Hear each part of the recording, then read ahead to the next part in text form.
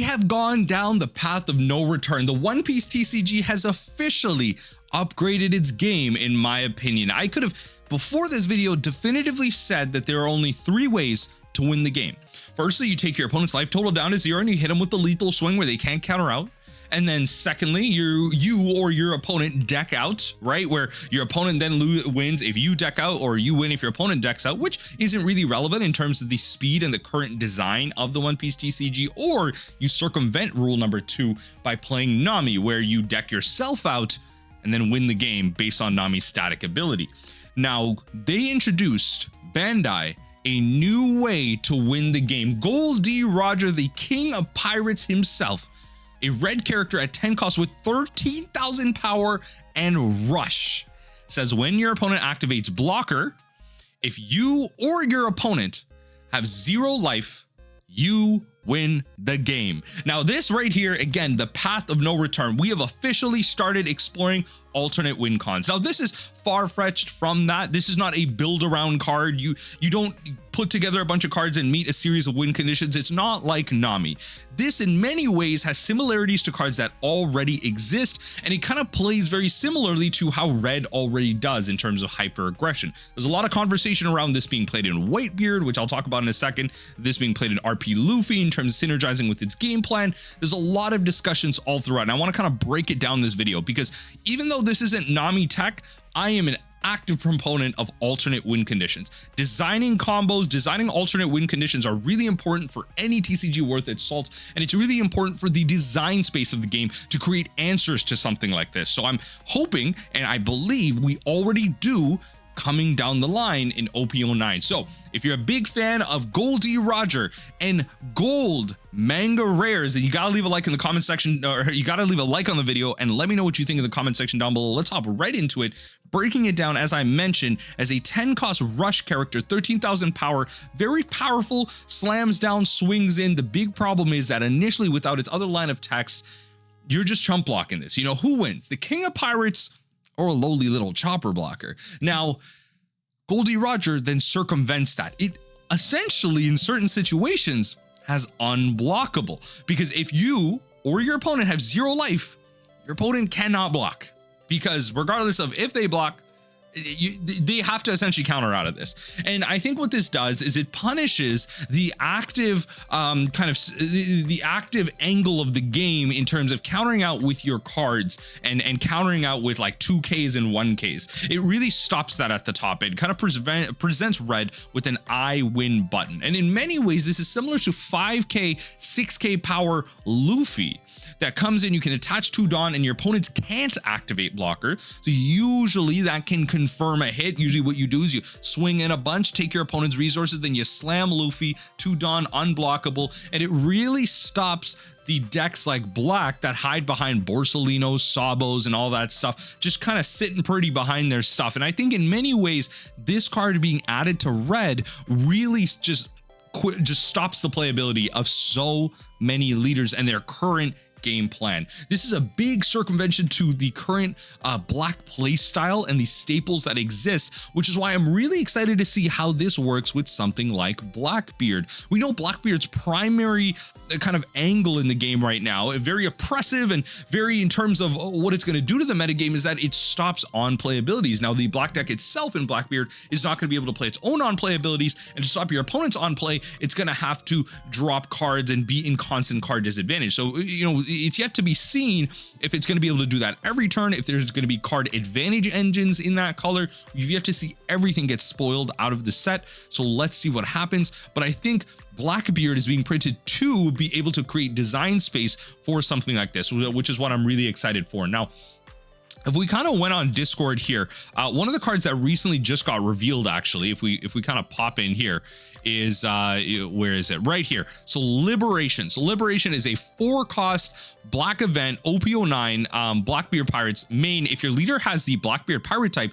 choose up to one of your opponent's characters and negate their effects this turn. So I believe this should stop Gol D's ability to say I win the game. Then if the character has a cost 4 less, KO that character. This is just a great option against stuff like Borsalino. This is a main effect, but the trigger Largely unconfirmed, pieces of it are blocked, but the guess here is choose up to one of your opponent's characters, negate its effect for the turn. So when cards like this exist, especially with its triggers, you have to be careful when you're playing cards like Gol D Roger, because now you don't necessarily want to slam Roger, then start swinging in with your cards. You want to kind of swing in, make sure the triggers happen, everything gets out of the way, and then exactly when they're at 0, then you slam Roger, then you just start kind of going in with stuff like that. So kind of, you know, just remembering that Blackbeard is, I believe, going to be around to try and stop things like this. Well, we've yet to see the full range of support that Blackbeard's going to be getting. Maybe there are ways to, you know, kind of maybe not blocker, but when your opponent when your opponent attacks with something like this, maybe they can redirect into it, so it's not like blocker, but it's kind of like absorbing an attack or something. I don't know, we'll see where that design space goes. But in terms of enabling a card like this, the first thing that pops into everyone's mind is Whitebeard. Now, Whitebeard is a deck list that has been around in the One Piece TCG for a while, taking over OP04, OP03. I mean, it's been around in the meta forever, got banned in 05 to be taken back, brought back in 06, and kind of varying levels of success at this point. It's a deck list that takes a life off of its life every single turn at the end of every turn, but it starts off at 6. Very hyper aggressive, relying on a lot of counters in hand. And so a card like this can seem synergistic at first, but you have to remember that this is 10 cost. Whitebeard relies on its events being really powerful in terms of defense. There are a lot of 2K counters in the deck, but you can't necessarily rely on that if the opponent has a wide board against you. This isn't the kind of choke slam that you might think it is.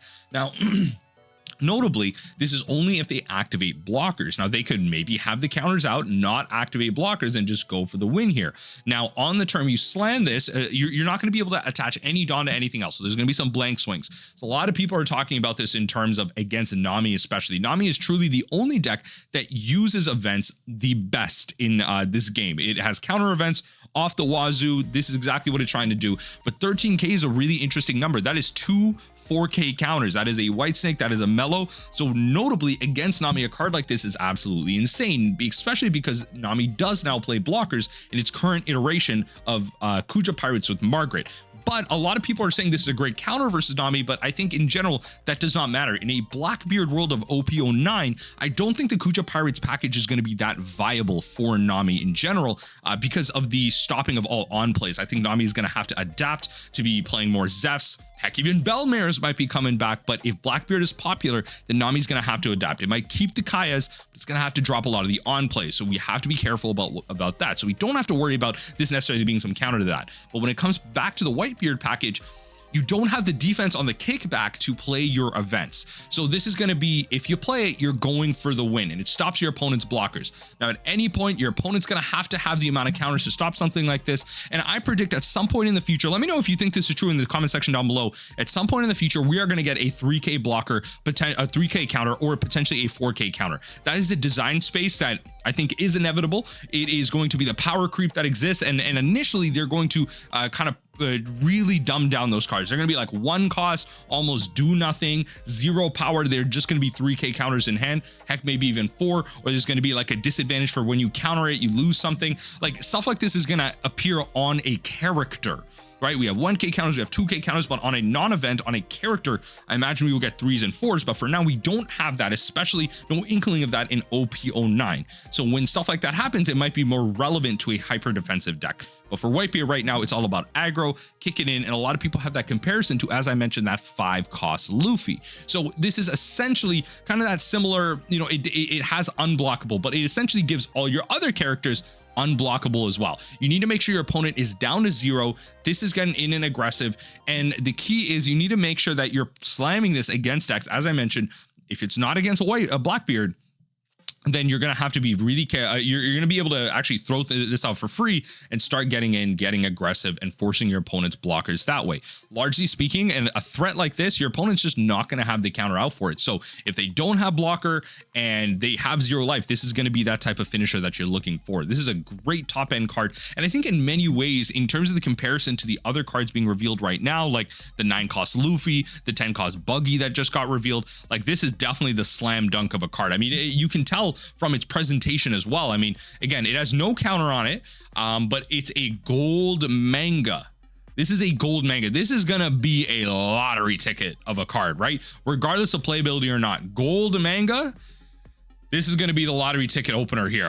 I'd love to open this sucker up myself and see kind of, you know, the East is going to get a chance to get a hold of this earlier. And then heck, maybe even if they change the rulings on it, there's a recent piece, I believe, on Twitter about how the Eastern players are now allowed to use English cards in their tournaments. So that's going to spike the price of English cards in general. But if that kind of reverse happened where the Western meta is allowed to use kind of Eastern cards, that's going to kind of reinvigorate their prices as well, but potentially drop everything because, you know, their cards are generally cheaper because of the lack of accessibility that the West has. The Western meta is larger, but the Eastern meta tends to get access earlier. Not even tends to, just because they are a meta ahead. So if the Eastern meta gets access to this card and all of a sudden we can use those cards, then all of a sudden those Eastern boxes are going to start running out of supplies because Western folks are going to have to grab copies of this for the potential lottery card ticket that is a gold manga. I believe right now we have like 5-6 mangas going on in this set right now. There's a Buggy manga, there's a Luffy manga. Like, they just kind of revealed that yesterday, but Gol D Roger as an alternate win condition is absolutely insane. Now, when an opponent activates blocker, it's a very specific situation. That is the only time you're going to get this ability to kind of win the game. And specifically, your opponent has to activate blocker. After the blocker phase, they can then activate events. So in this case, you're not going to be able to play any event that maybe does anything tricky, that like bounces something or whatever. Like, you're not going to be able to do any of that. You have to activate blocker first, then do the event. So you kind of have to leave yourself open, right? It's not like you play out an event and then, you know, maybe you misplayed it, something goes wrong, and you're trying to buff something, like you're trying to buff one of your blockers and then you block. You can't do that. They designed the game specifically where you block first, then you play your event. So you can put your blocker. So if you put your blocker out, you lose the game. Right? You don't block, then, you know, kind of buff your stuff up. So in this case, Gol D Roger, the first you win the game as a circumvention to this. This is not an on play. This is a static effect. It happens all throughout. And it's kind of crazy to me that we're already this far in the game. Let me know what you think in the comment section down below. Kind of my first initial thoughts on something like this. I think in terms of RP Luffy, that could be a deck list that, you know, again, being hyper aggressive, pretty low on life already. Just wanting to be aggressive and in your opponent's face. A lot of defense on the kickback as well. A lot of good aggro. OP09 is shaping up to be a crazy set.